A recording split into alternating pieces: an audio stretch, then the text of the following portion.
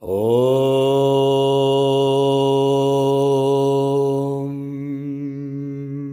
Kayena vacha manasyendrayirva Bhutyatmanava prakriti swabhava Karomi adyat sakalam paresma Narayana samarpayami Narayana samarpayami.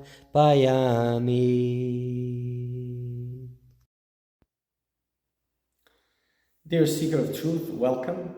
This is a very auspicious moment. We are going to talk about Bhakti. Bhakti, divine love. So we are going to talk about Bhakti as the essence of all spiritual paths, as the soul of all spiritual paths, and also as a path in itself, Bhakti Yoga.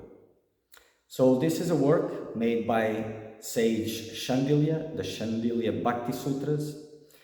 Not much is known about this Shandilya, only that he was a sage, a God-realized being that gone through many other philosophies and finally got to the nectar-like Bhakti as the soul of it all.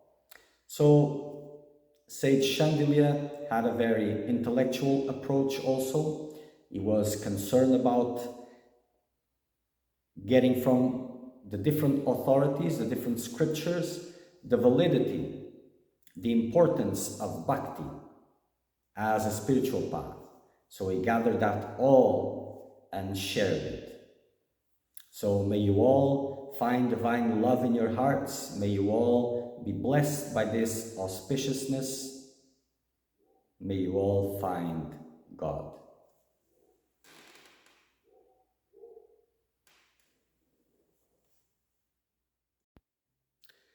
Moving on, Shandilya Bhakti Sutras, Sutra 29. Kashyap Rishi opines that Jiva souls are infinitesimal beings entirely dependent upon him, and realizing his omnipotence should be subservient to him. So there's a purpose of the human being being such a fragile and small creature. And that is a way to contemplate the greatness of God. And when you reach that level, you understand this relationship with the highest and you surrender yourself to it. So Kashyap, sage Kashyap, views that the jiva is entirely dependent on God. Therefore, when he realizes his own littleness and omnipotence of Godhead, naturally, with all reverence, he will devote himself to him and will enjoy supreme bliss.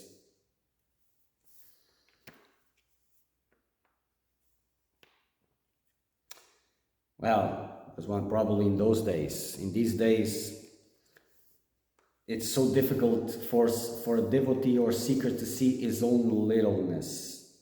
But when he does see it, being subservient to God is the natural inclination of the soul because it is a loving relationship. Sutra 30. The learned sage Vedvyas, known as Badarayan, says that it must be intent on the Atman alone. So, says that it has nothing to do with that, but only the Atman.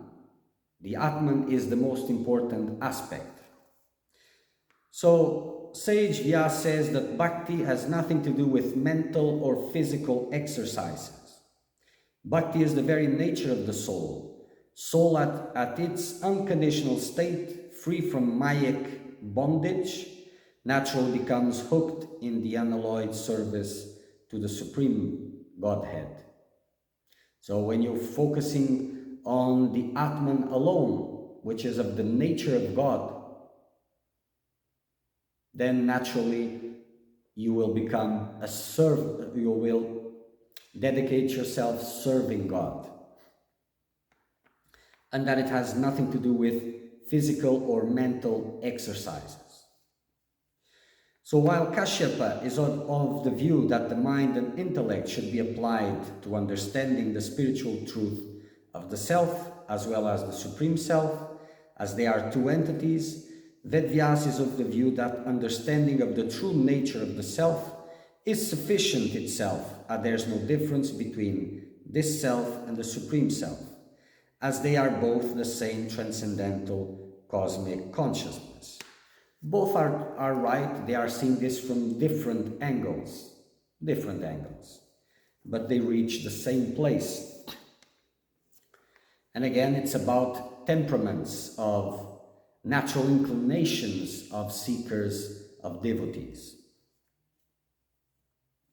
When applied to the spiritual concept of bhakti, Vedvyas' view is more relevant because it applies directly to the heart where the soul lives. Bhakti is also directly related to the heart as it primarily consists of love and devotion for the Lord God. Well, yes, so when the view of Kashyap is being looked upon as this,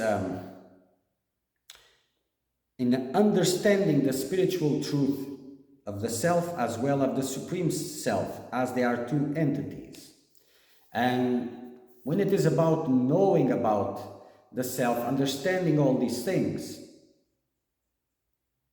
we can say the other is more direct. But when we look at the simplicity of the sutra, that the jiva souls are infinitesimal beings entirely dependent upon him, and realizing his omnipotence should be subservient to him.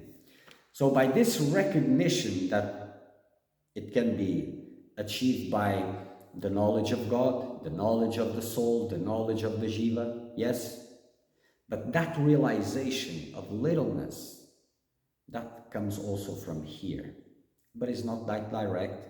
The other is more, Vedvyas's view is more direct, yes. Sutra 31. Chandilya says that it is, as per the Vedas, as well from the precepts of the exalted selves, those who have achieved God realization, established that bhakti is the eternal, unbreakable relationship of jiva soul with Godhead as servitor and served.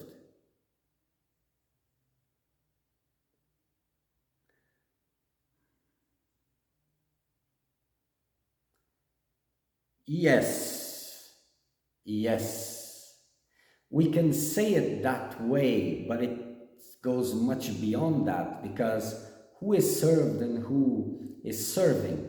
Because the one who is serving, as he serves, he reached the highest nectar, the highest bliss, which is God. So who is actually serving who? Who had everything and who had nothing and gained everything. So this serving served, yes, it is like this in the form, but the content, these words just lose their meaning. So Chandilya says that bhakti indeed is the constitutional faculty of the cognitive soul, which is the eternal, uninterrupted love for Godhead. So this is the constitutional faculty, this love for God. And it is uninterrupted love for Godhead, but there must be no lacking in spiritual wisdom, and it must be authoritative based upon the Vedas, as well as upon the precepts of the people who have translated the very spirit of the Vedas into their own lives.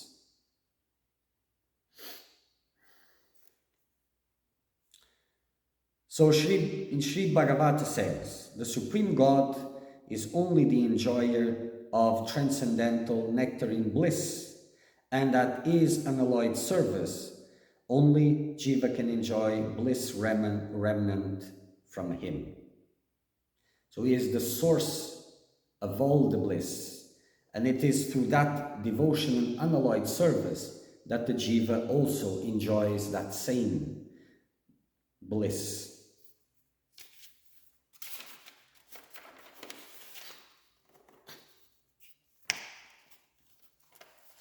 Also in Vedanta Chandogya Upanishad, a man with intuitive wisdom should worship him, for as is one's faith or spiritual endeavor here in this world, does such one become on departing hence. So let one culture devotional service to him, so that when one departures, this continues. So the man who has intuitive wisdom should worship him, God, if he has intuitive wisdom. Meaning, if he is an advanced soul, he should worship God.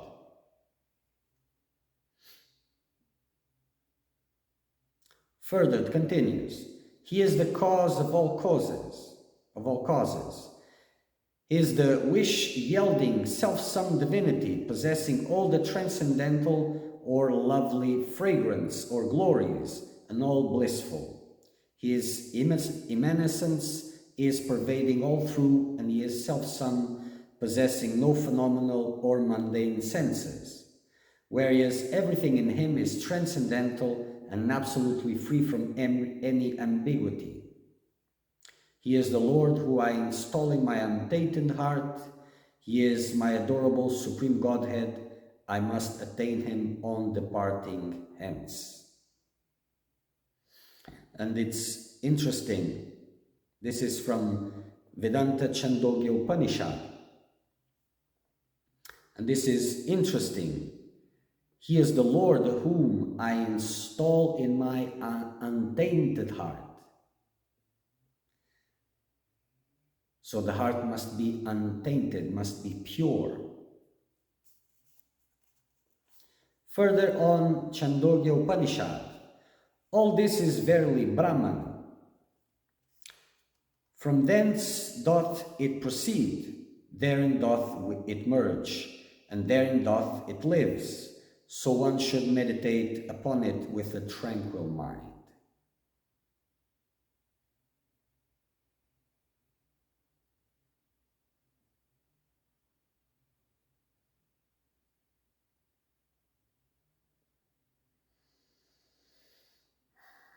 Yes, one should meditate upon this with a tranquil mind to understand what is the nectar of this sentence. All of this is Brahman. From here, everything proceeds. In here, everything merges. And in here, everything lives. Further on Chandogya Upanishad, this is my soul within my heart. This is Brahman. This shall I obtain. Having passed from here, he who is sure of this and has no doubt, he becomes Brahman.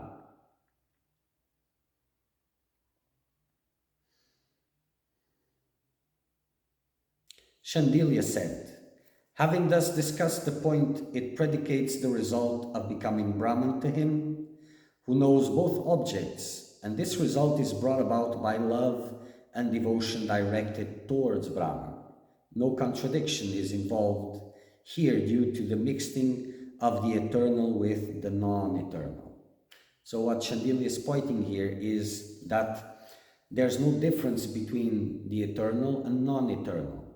They are the same. God, Brahman, is the same. There is no contradiction. So there's no mixing up philosophies and none of that, because the meaning behind is the same.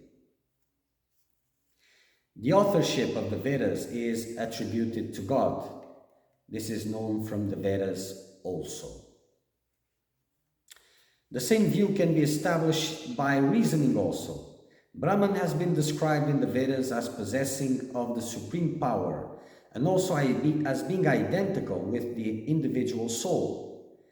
For instance, the Shruti, the scriptures say, from whom verily these beings are born, by whom, when born, they live, whom they approach, whom they enter him, though do thou seek to know?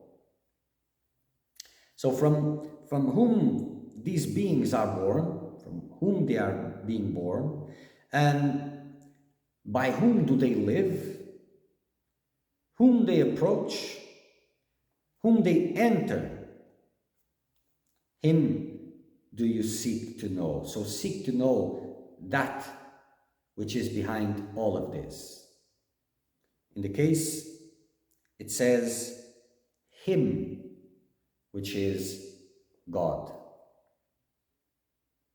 From the Gita, an eternal portion of myself, having become a living soul in the world of life, between these two, which can cancel which?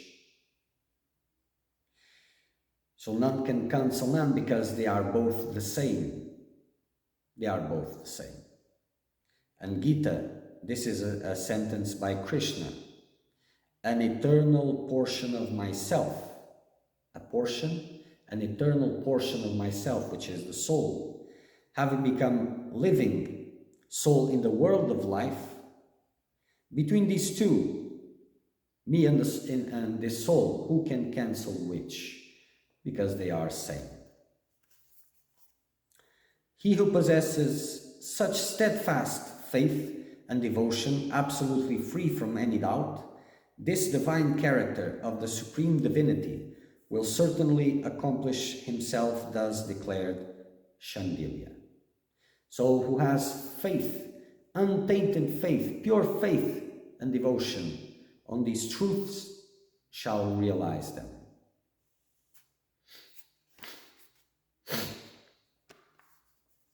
Sutra 32. Though it appears that the jiva, the living being, the creature, is different from Brahman, the supreme being, Godhead, this is a wrong understanding of the two. It is because they represent the same pure consciousness that exists at two levels of creation. The jiva being a revelation of it at the microscopic level of creation, and Brahman being its revelation at macrocosmic level. So what Shandilya is stating is that even though the soul and God, they seem different entities, they are in essence the same. It is the expression of the same supreme being at a microcosmic level and at a macrocosmic level. Since all that is true is nothing but pure transcendental consciousness that has revealed itself in all these forms, so Jiva is also a manifested form of Brahman. This is absolute truth, truth expounded in the Upanishads. Everything is consciousness, pure consciousness. So the Jiva is also pure consciousness. Supreme Godhead is also pure consciousness. In Samveda, Chandogya Upanishad, Brahman is one and one alone. There is no parallel or second to Brahman. So if there's no second to Brahman, there's only Brahman. Nothing exists beyond him. So the Jiva is also Brahman. The soul is also Brahman. Similarly, on Chandogya Upanishad, Tattvam Asi, thou art that, thou, the spiritual seeker of truth, art that, the supreme Brahman, symbolizing cosmic consciousness. In Shukla Yajurveda, Brihad Aranyaka Upanishad, sorry for my pronunciation for those who are from India because I don't know to pronounce this correctly. There is no duality anywhere in the creation as it is all pure consciousness. So there's no duality anywhere in the creation because it's all pure consciousness. It's all God. Is all Brahman. So the Jiva is also Brahman. The soul is also Brahman. Aham Brahmasmi, I am Brahman. Another passage in the scriptures. Brihad Aranyaka Upanishad says, Brahman is the nectar of bliss and beatitude for all the living beings. Here is Brahman. is the nectar of bliss and beatitude for all living beings in the form of their Atma. So here is Brahm, not Brahman, Brahm, Supreme Godhead, is the nectar of bliss and beatitude for all living beings in the form of their Atman. So God is the Atman, He is the source of bliss in all living beings in the form of their Atman, of their soul. Rig Veda, Aitareya Upanishad. Truthful knowledge, true wisdom, and true enlightenment are all personified forms of Brahman. This is a very beautiful sentence. Truthful knowledge, true wisdom, and true enlightenment are all personified forms of Brahman, of God. So all these, when you look at truthful knowledge, it is a personified form of God. When you look at true wisdom and true enlightenment, it is also a personified form of God.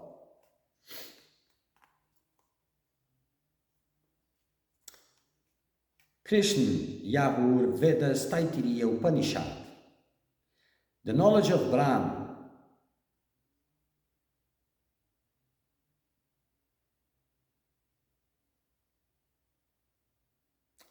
it's not Brahman, it's not well translated.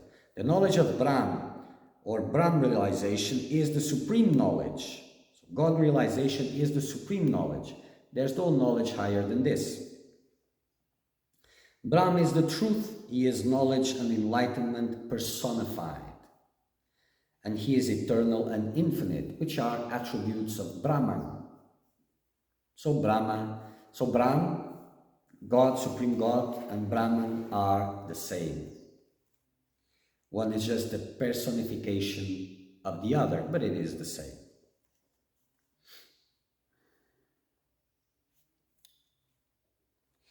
Continue on Krishna, Yajur, Vedas, Katha, Upanishad. Those persons who are really wise behold the Supreme Brahm, with full devotion as the supreme reality and truth of existence. So those persons who are really wise, they behold the Supreme Godhead with full devotion as the supreme reality and truth of existence, and nothing beyond it. Nothing beyond it.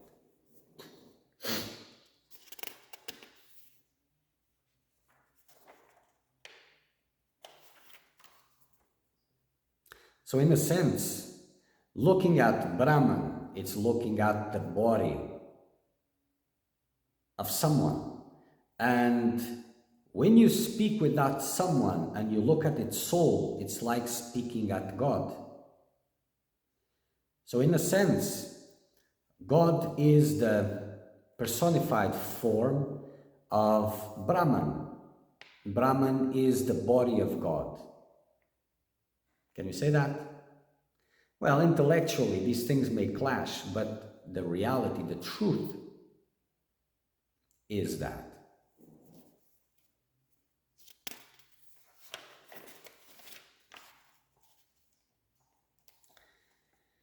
So from the perspective of the scriptures and the enlightened view of sage Shandilya, bhakti is to focus the mind for Brahm realization and to serve and have devotion for none but the Supreme Brahm. So this is the vision of Shandilya.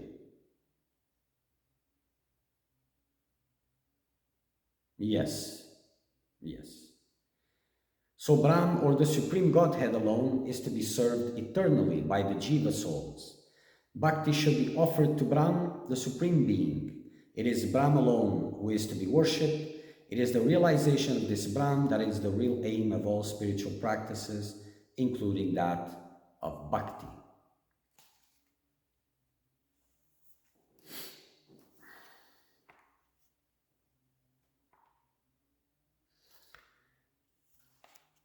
And this is in the midst of the confusions of spirituality, of spiritual disciplines, philosophies, and etc.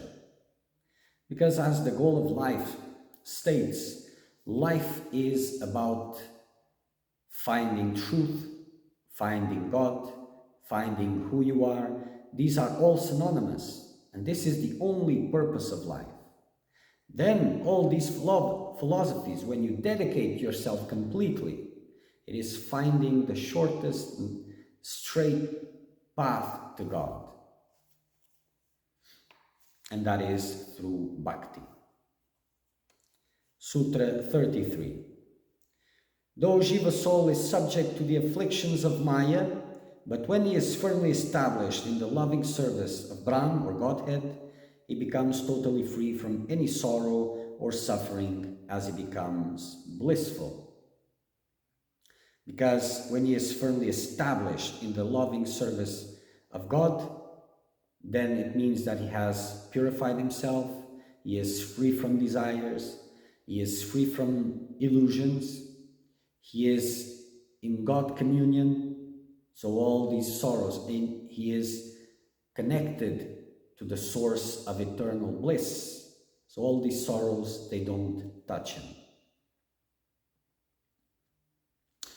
As long as the realization of Brahm doesn't dawn on the creature because he is deluded and ignorant, he remains engulfed in all sorts of miseries and torments, which, however, vanish in their own upon realization of the self. So all these miseries and torments continue without God realization, and they cease with it. The majority of these torments, or these torments and miseries that this is talking about, is the world. So seekers look at good things of the world and the bad things of the world. Both are bad. Both are the same misery. What you call the bad is the same as what you call the good. If it's not divine, if it's not God, then it is all misery. It is on the same nature. Pleasure and pain are two sides of the same coin. When one comes, the other will come surely also. So pleasure from the world equals misery and suffering. But there's a gap. Sometimes, many times, there's a big gap between the pleasure and the pain. So it's difficult to make that clear distinction. It's easy to make that clear distinction between, oh, this is good, and that suffering that is coming is not related to this. But it is. They are the same. If it would come immediately, then you would know clearly. In Katha Upanishad, the man of wisdom who beholds the Supreme Brahm as the paramount eternal reality among all other sentient beings, as the fountain source of consciousness to all conscious beings, as the only reality without a second, but as a monitor self dwelling in the cave of the heart of all sentient beings and rewarding them in accordance with their respective actions of life. He enjoys true eternal bliss and not others who are ignorant of it.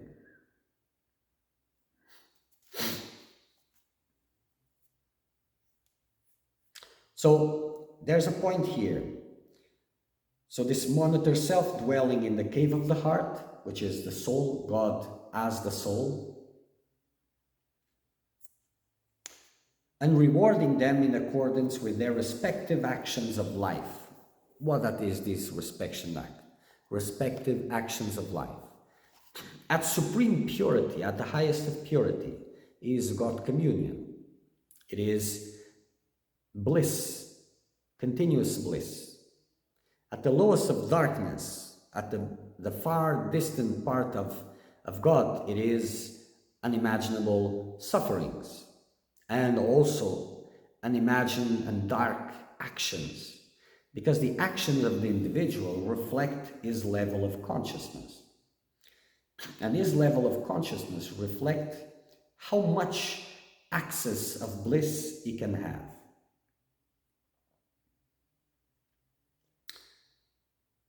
So rewarding actions, it's kind of you get what you can depending on where you are in terms of purity, in terms of closeness with God.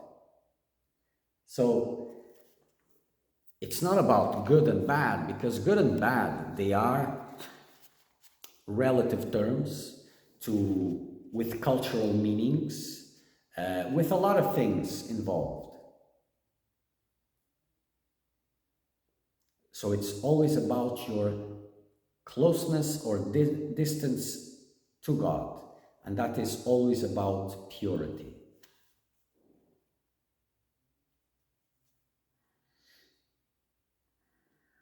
Okay. Tvameva Mata Chapita Tvameva Tvameva Bandhushka Sakha Tvameva Tvameva Vidya Dravinam Tvameva Tvameva Sarvam Mama Deva Deva Tvameva sarvam mama deva deva.